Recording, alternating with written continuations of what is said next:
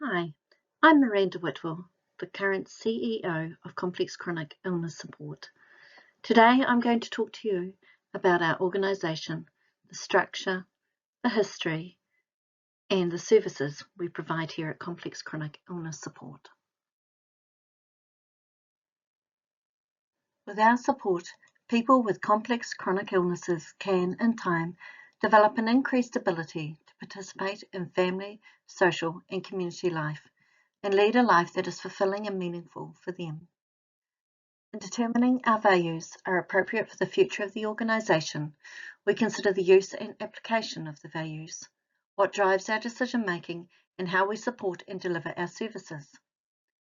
People move forward with their journey towards wellness when they are empowered to take charge of their own health with knowledge and boundaries. People are at the heart of everything we do, and we are led by their needs. We design our services to meet the people's needs now and in the future. We believe to make change happen, we need to bring people, ideas, and resources together. Partnerships and teamwork are fundamental to our success. We acknowledge the world around us is changing, and we need to change by innovating and applying creative solutions to move forward. We are resourceful in response to this change. We deliver on our promises and hold ourselves responsible. We are honest, candid, transparent, and respectful in all the aspects of our work, applying good judgment for effective decision making. Our vision is to empower people towards wellness, and our purpose is to improve the quality of life of people who live with a complex chronic illness.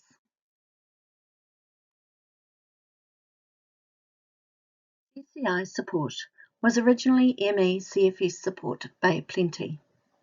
In 1980, Anne Smith, the Associated New Zealand Myalgic Encephalopathy Society was formed. Local couple Richard and Betty Walters were on the steering committee. Richard and Betty gained permission from Anne Smith in 1981 to form a Bay of Plenty support group for ME sufferers. The first meeting was held in August 1981. In November of that year, ME/CFS Support Bay of Plenty began a partnership with the MS Bay of Plenty Society so that the ME members could have access to the MS field officer. In 1986, ME/CFS Support Bay of Plenty became an incorporated society with its own legal identity, but continued to work with MS Bay of Plenty. In 2001, the ME and MS organisations separated. In 2003, the first dedicated ME/CFS field officer, Margaret Tomlinson, was employed for ME/CFS Support Bay of Plenty. In 2015, the Towards Wellness program was created. The development of the Towards Wellness program came about in no small part to the work of Field Officer Tina Richards, who worked for the organisation for over 15 years. She had walked alongside many members with advocacy, awareness raising, practical support, and providing an understanding listening ear. Yet she felt that many members needed more information, more tools, and more understanding of their ability to make choices for their own care. A new client joined the service, Kira Follis. She was a trained counsellor and had created her own wellness plan. Together, Tina and Kira worked to create the Towards Wellness program in order to empower our members to get the best quality out of their lives. In 2018, when reviewing illnesses that we already supported, chronic fatigue syndrome, fibromyalgia, POTS and CRIPS, we found a common link. All of these illnesses were identified as complex chronic illness. A complex chronic illness is an umbrella term for a long-term physical condition characterized by a relapse-remission cycle. We feel that the complex chronic illness encapsulates not only what our members have, but also gives us room to define other conditions that we already support. By removing the Bay of Plenty, it also allowed us to reach further with our services. Hence the name Complex Chronic Illness Support. In 2021, MS Waikato had decided to move on from the ME support. They approached us to see if we would support their members. A transfer of services was completed in April 2021. Later that year, Wellington ME Group, WellMe, also decided to close its doors. With the knowledge that many people in the Wellington area would no longer have support, we approached them to see if we could support them. We now have CCIS Wellington and CCIS Waikato.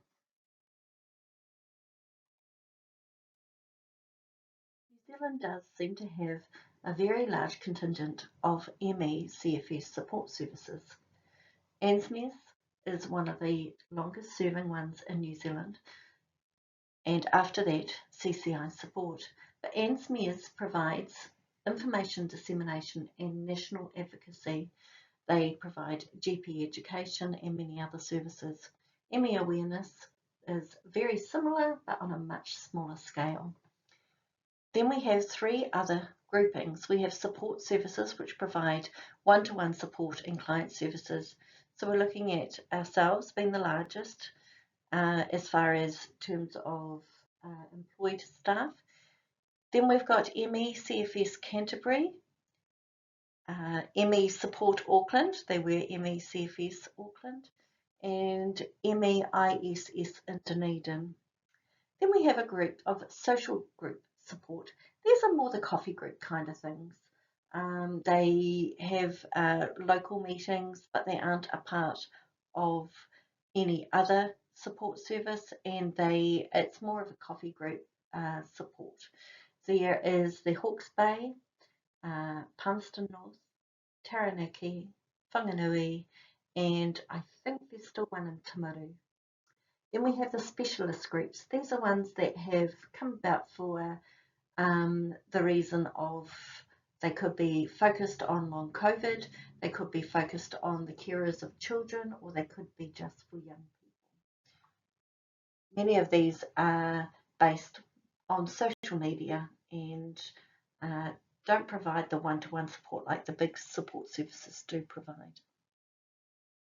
CCI Support has had many different structures over the years. Our current structure is that we are led by our vision, mission and purpose. The CCI Support Board works very well with the CEO, and we provide services, direct services in the Western Bay of Plenty, Eastern Bay of Plenty, Lakes, Waikato, Wellington and Nelson. And we also have two staff that look after the national members who do not have a facilitator in their area. This is the current structure of our staff. We've got myself, Miranda, as CEO. Our admin staff at the moment is being done by volunteers, and we have 3 volunteers in the office. We have Beverly, who does the funding.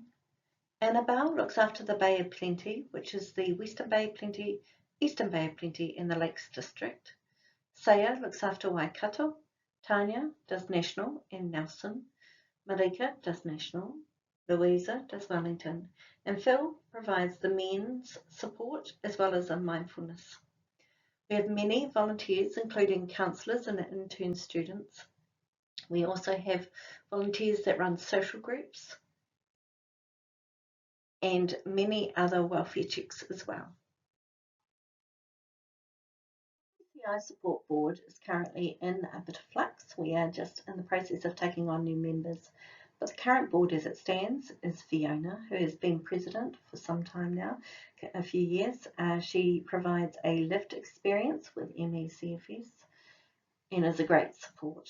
Bronwyn is our treasurer and provides the financial background required. David is a member and provides a lived experience with ME/CFS. And Therese and Ellen also bring their business acumen to the team. You can find out more about them on our website under Meet Our Team, and it gives a little bit of information about each of the board members. The main condition that we support at complex chronic illness is myalgic encephalomyelitis. In other words, when broken down, that means muscle, pain, brain, nerve, inflammation. The other conditions that we support are fibromyalgia, post-viral fatigue or syndrome, which is also where long COVID fits in, and also dysautonomias. Myalgic encephalomyelitis, or chronic fatigue syndrome, it consists of persistent and overwhelming fatigue. That is the main symptom. Also post-exertional malaise, where a person gets tired 2 or 3 days after exerting themselves, either physically or mentally. Muscle and or joint pain, cognitive dysfunction, sleep disturbances, digestive problems. It's estimated there are between 16,000 and 20,000 people with ME/CFS in New Zealand alone. The symptoms range from mild, just being able to manage work but at the expense of other areas of their life, to very severe, which are often bedbound, tube-fed, paralysed, or even without speech. Even symptoms which are classified as mild can involve the loss of at least 50% of normal function. Another condition that we support is fibromyalgia. This one is mainly to do with fatigue and widespread pain and tenderness throughout the body, and it often coexists with ME/CFS. The symptoms are widespread pain, moderate to extreme incapacitating fatigue, sleep disturbances, headaches, sensitivity to touch, light and sound, anxiety, depression, impaired coordination, gastro problems, chemical sensitivities, and even going on to have orthostatic intolerance. Post-viral fatigue or syndrome. In most straightforward viral illnesses, recovery takes 2 to 4 weeks, with symptoms disappearing by 6 weeks. However, in a small percentage of patients, the duration until recovery can take up to several months. If symptoms remain after 3 to 6 months with the illness unchanged, a change of name or diagnosis to chronic fatigue syndrome or ME is appropriate. So a person may get a virus, go on to have post-viral syndrome or fatigue. After 3 to 6 months, it then gets called ME and it's considered long-term. We also cover a couple of the dysautonomias, in particular POTS, which is postural orthostatic tachycardia syndrome, and orthostatic intolerance. These conditions are the autonomic nervous system being dysregulated, and it can often lead to blood pressure problems, heart problems, trouble with breathing and swallowing, and also erectile dysfunction in men. Long COVID has been thrown into the mix recently. Long COVID is the post-COVID viral syndrome, so it is a post-viral syndrome.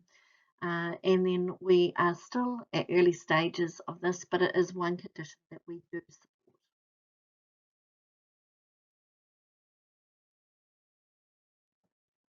Let's dig into this just a little bit deeper so you understand how this progresses.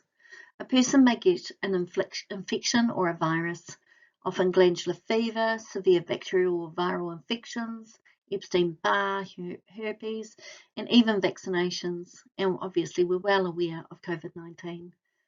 After 3 to 6 months after the initial infection, if they have now gone on to have post-viral symptomology, which is very similar to ME/CFS, we are called this post-viral fatigue or syndrome. It's expected 10% of those that get COVID will get post-viral long COVID. Of this 10%, we're hoping that 90% of these will recover within the post-viral phase. But we all know that early intervention and management of the symptoms is the only way of getting as many past that post of the 90% as possible. If they do not get, after 6 months, a resolution of their symptoms, it then goes on to become ME/CFS, or what we consider long COVID if it's been from a COVID basis. However, if it's not from COVID and it is maybe from one of the other infections or vaccinations, they must meet a criteria in order to get the ME/CFS diagnosis. And we'll talk about that in a minute. We know that 50% of people who get ME/CFS will be mild, but mild means a 50% decrease in pre-illness activity. 25% may be moderate, which is mostly housebound, and 25% will be bedbound or dependent on help with all their daily cares. So they're really severe, and they are not well supported within the New Zealand health system. We are aware that diagnosing ME/CFS can be reasonably straightforward, but we're also aware a diagnosis comes from elimination. One of the main things with people with ME/CFS is they've got unexplained fatigue resulting in substantial reduction or impairment in the ability to engage in pre-illness levels of activity for at least 6 months. So that's 6 months of being so fatigued that you may not be able to get out of bed, you may not be able to go to work, you can't eat properly, you haven't been able to do your housework properly, and you don't get necessarily the support. There's no medication that will fix you. So many people who come to us with a final diagnosis of ME/CFS have had 6 months of trauma already. They may have lost their jobs. They may be struggling with relationships, struggling with mental health. Many things come along with that. Added to that, post-exertion malaise. That is after an event, whether physical or emotional or mental exertion. 2 or 3 days later, they will get a extreme fatigue. As well as having the fatigue and the post-exertional malaise, one of the other primary symptoms that always occur with ME/CFS is unrefreshing sleep. The person may go to sleep, but when they wake up, they feel just as bad as when they went to sleep. In addition to this, they have to have at least one of the following: cognitive impairment, or what we refer to as brain fog, and or orthostatic intolerance, which is blood pressure issues.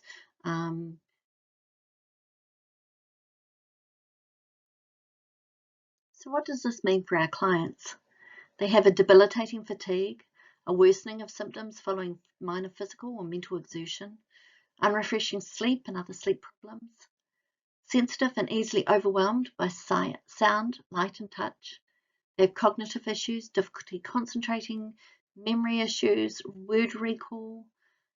Imagine going to a doctor and actually forgetting why you've gone, not being able to explain what's happening for you, and you've got 15 minutes. It's very difficult for some of them.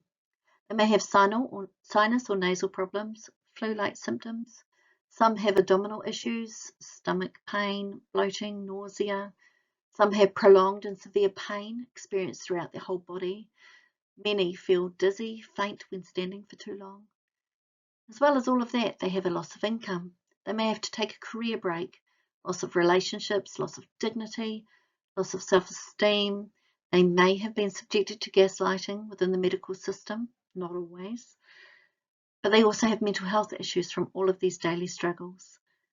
For the most part, by the time they reach us, they're in a state of crisis. Some of the things we need to be aware of when people come to us is that early diagnosis and intervention can reduce the long-term outcomes. If we can see a person in the post-viral syndrome stage and teach them how to manage their symptoms and understand what they're going through, we connect with them and validate what they're feeling, and we can hopefully reduce the long-term outcomes of potentially going into ME/CFS and becoming a long-term issue for them for the rest of their lives. However, we don't often get that point. We often get to them years down the track when they have done every test known to man, they've tried every possible thing they can do, and nothing's fixed them. So they come to us in crisis mode. They may have lost their jobs, they may have lost their homes, their families, all their friends. They're in a crisis mode. And we all know when they're in crisis, it takes so much longer to bring them back to an equilibrium. So it's really important to get that early intervention. One of the things that we offer, which is really important, is connection and validation. We understand what they're going through, we hear them and really understand, and we connect them with other people who are also on the same journey. And for many people, this is healing in itself. One of the main things that people get confused about is chronic fatigue symptoms versus chronic fatigue syndrome, which is why we tend to use the word ME or myalgic encephalomyelitis. Chronic fatigue occurs when symptoms of exhaustion or lack of energy last over 6 months. Chronic fatigue is a symptom of many chronic conditions that often result from sleep disturbances, insomnia, a combination with chronic pain and depression, physical inactivity, and a lack of exercise, poor diet, certain medications. However, chronic fatigue syndrome is when a patient has severe chronic fatigue for 6 months or longer, with other known medical conditions excluded by a clinical diagnosis. So at the same time, 4 or more of the following symptoms: cognitive dysfunction, flu-like symptoms, muscle joint pain without swelling or redness, headaches of a new type, pattern, severity, unaffected sleep, post-exertional malaise, which is the discomfort after physical activity lasting more than 24 hours. These symptoms have persisted or reoccurred during 6 or more consecutive months and must not have predated the fatigue. When there is no apparent explanation or cause for the chronic fatigue, such as a disease or a diagnosis of other conditions, then chronic fatigue syndrome diagnosis is often given. So what do? We provide the one-to-one support from our facilitators. A person comes into our service, we talk to them, we find out what's going on for them, we offer them support and personal information. So let's just say they're having trouble with one of their symptoms, we can personalize what information they get without overloading them completely. And we work with them throughout the whole year. We provide newsletters. We can advocate for them. We can send a letter to their doctor or to MSD, to one of their specialists, to say that these are what we feel is going on for the person. If it's to do with schooling, we can maybe ask them to delay slightly. We have access to a private Facebook community where people can connect with other people going through the same stuff they are. We have support group meetings held online every month. We have social group meetings, and they're really going gangbusters at the moment. They are going so well. People are connecting on a social level because it's one of the first things that disappears when a person is chronically ill, is their social interaction. And humans are social beings. They need it to survive. We also have access to a comprehensive library of books and DVDs. The kaupapa of complex chronic illness support is one of choice. We understand that no one wants or chooses to become unwell, but once unwell, we do have a choice in how we respond to it. We encourage our members to be realistic about their current state of health while providing them with the tools they can choose to use to develop holistic management practices to enable them to find their best lives. We draw heavily on modern scientific breakthroughs and treatment plans from the likes of Professor Nancy Klimas, Professor Warren Tate, Professor Ron Davis, Dr. Lucinda Bateman, and New Zealand's own Dr. Rosamund Vallings, and the work of other holistic practitioners like the Optimum Health Clinic in the UK and CFS Health in Australia. We use research and management information to educate our members on what is happening in their bodies and what they can do to support their bodies to create an optimum condition for healing. When we talk about wellness and healing, we are not talking about a person returning to or what they have become before they became unwell with these long-term conditions. Due to a lack of modern medical interventions for these conditions, a return to full and complete health is often not an option for many of our members. Instead, we sprinkle seeds of hope that they will find a new place of balance and return to a life of health that enables them to skillfully operate in the world in a way that gives them a better quality of life. The model which we employ at Complex Chronic Illness Support is a holistic health model to whare tapawhara. We understand that people need support in mental and emotional, social and family, physical, land and roots, and in spiritual ways. We reach across all of these areas and bring together unique and individualized plans for each of our members.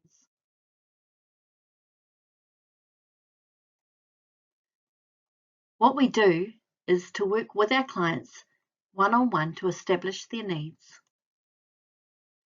Then we provide supports for those needs. This may mean referrals to other services, support or information, next steps for them. It may mean joining the Towards Wellness program. It may mean requiring advocacy or family interventions, navigating pathways for employers. We respond to each member's specific needs as each person is different. We all have different wellness needs.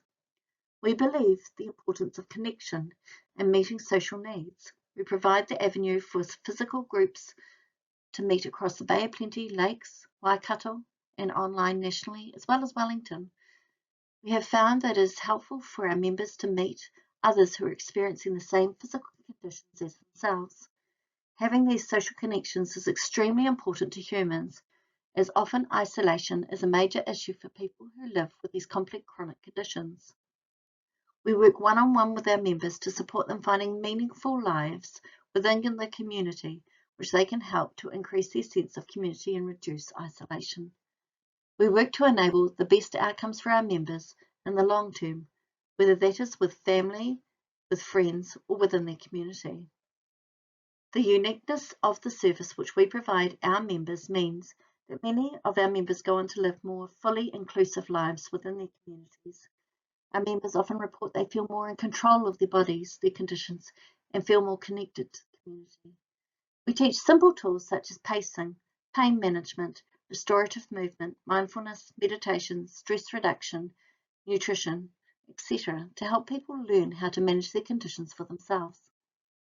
Given our members the choice to be able to choose their pathway forward is so deeply empowering for our members of complex chronic illness support.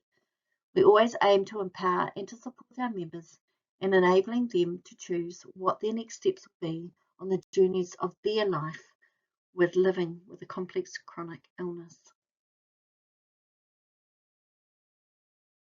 We provide the tools and strategies, pacing and energy conservation, diet and nutrition, stress, pain management, sleep support, movement and lifestyle condition education. Many of these tools and strategies can change a person's life, and we don't overwhelm them, but we give them a little bit at a time so they can actually reach the goals that they're working towards. We work within the National Institute for Health and Care Excellence Guidelines for health professionals on diagnosing and managing ME, CFS and long COVID. We're aware that NICE guidelines recently changed. This means that things like CBT, which is cognitive behavioural therapy, and GET, graded exercise therapy, is no longer recommended for people with ME, CFS or long COVID. This is taking a long time to get through to the medical community within New Zealand. So we are still working on that one. We also have a Towards Wellness program, which I'll discuss more in a few minutes. But it helps a person create an individualized wellness plan enabling self-management of their condition. We also work alongside practitioners and experts to deliver relevant and evidence-based information. So here it is, our Towards Wellness program. This innovative, award-winning program brings together the best research-based knowledge into a comprehensive, holistic, easy-to-understand package. These unique workshops bring a deeper understanding into ME, CFS and fibromyalgia and provides the tools for participants to navigate their next steps towards wellness. These are extra courses that cost extra on top of the membership, and it is actually at the moment done online within our hub. They're broken down into 5 to 10 minute videos and activities, and we have guest speakers. Everything's being filmed professionally and is available online for them to do when they want to do it, how they want to do it in their own homes, instead of having to come out for a 2-hour meeting and we use all the energy up just in one session. But we cover understanding conditions, systems and phases, activities, maladaptive stress responses, acceptance, gut health, pain management, restorative movement, so many of the topics that we feel are really important to a person managing their own health. So what's the goal? Our goal is for our members to get to a point where they feel empowered and able to self-manage their symptoms. By being active members of our service, they can then move towards self-maintenance and improve quality of life. They have this facilitator support, members meetings, social groups, the Towards Wellness program, as well as all the education that we can point at them. We are hoping that a person feels safe, that they feel understood and heard, and that they can move forward with a good quality of life.